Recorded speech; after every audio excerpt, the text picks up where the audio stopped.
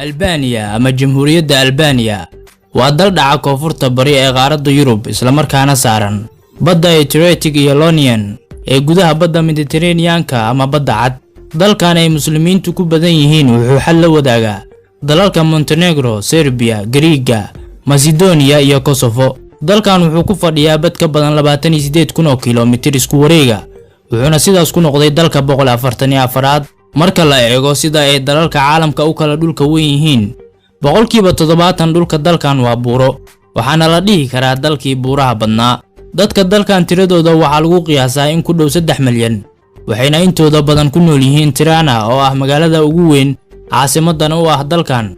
dadka ku nool gudaha dalka waxaa ka badan kuwa qurba joogta ah, waxaana lagu qiyaasaa dadka dalka dibadiisa ku sugan 7 ilaa 10 milyan oo qof. waxay ku hadlaan luqad u gaar ah oo Albanian la yiraahdo. marka la eego dhanka diintana waxaa aad ugu badan dadka muslimiinta ah, laakiin Albania waa dalkii ugu horeeyay ee mulxid noqda ama dal aan wax diin ah laga ogoleen. waxayna tani dhacday 1967 markaas oo uu madaxweyne ka ahaa dalkan Enver Hoxha oo ahaa mulxid aan diin haysan isla markaana rumaysnaa in uu Allah jirin. kolkii uu Albania ka talinayayna wuxuu xiray masaajidda iyo xitaa kaniisadaha, asigoona sidoo kale soo saaray amar lagu xirxirayo culimada islaamka iyo baadariyada kaniisadaha.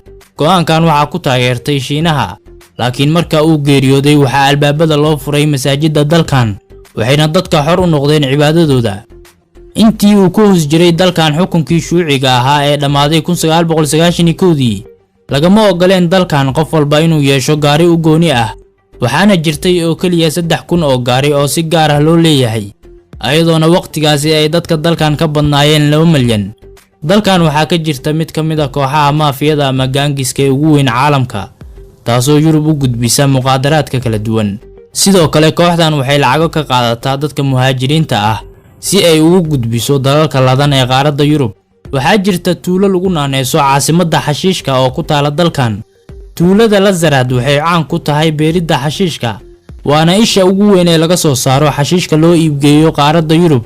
waxay dhacdaa mandiqada xadeed ee Greece iyo Albania, waxaana sanadkii lagu beeraa 900 oo tan oo geedka cannabis ah oo laga soo saaro xashiishka. dhanka kale waxaa jirta magaalo la yiraahdo Gjirokasta oo ah magaalo ay daneeyaan dadka u dalxiisa dalkan maadaama ay ku yaalaan goobo qadiim ah. laakiin dadka dalkan u dalxiisa waxaa aad looga digaa in ay si taxaddar la'aan u gooyaan jidadka, maxaa yeelay dalkan waxaa aad ugu badan dadka baabuurta sida daran u kaxeeya. waxayna dadka dalkan jecel yihiin inay socdaan waqtiga fiidkii. midda gaarka ah ayaana ah in jidadka qaar la xiro si shilalka iyo dhibaatada dadka soo gaari karta looga hortago. sida xaqiiqda ahna dalkan waxaa aad ugu yar garoomada diyaaradaha maadaama laga helo 4 garoon oo kaliya. dadka dalkan waxay leeyihiin caadooyin iyo dhaqamo u gaar ah, waxayna caan ku yihiin martisoorka, waxaana alaaba lagu arkaa guryahooda qol u gaar ah martida oo ka qurux iyo nadaafad badan qolalka kale ee guriga.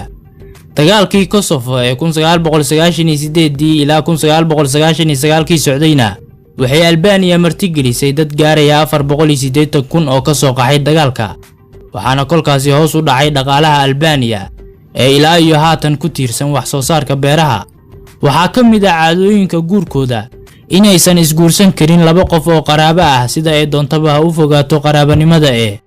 waxaa kale oo ka mid ah caadooyinka guurkooda in ay 2 qof ee lamaanaha maalinta guurkooda tagaan masaajidka isla markaana imaamka weydiistaan inuu u duceeyo.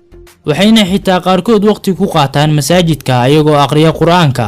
waxayna dadka muslimiinta ah ee dalkan intooda badan isguursadaan bisha barakeysan ee Ramadaan.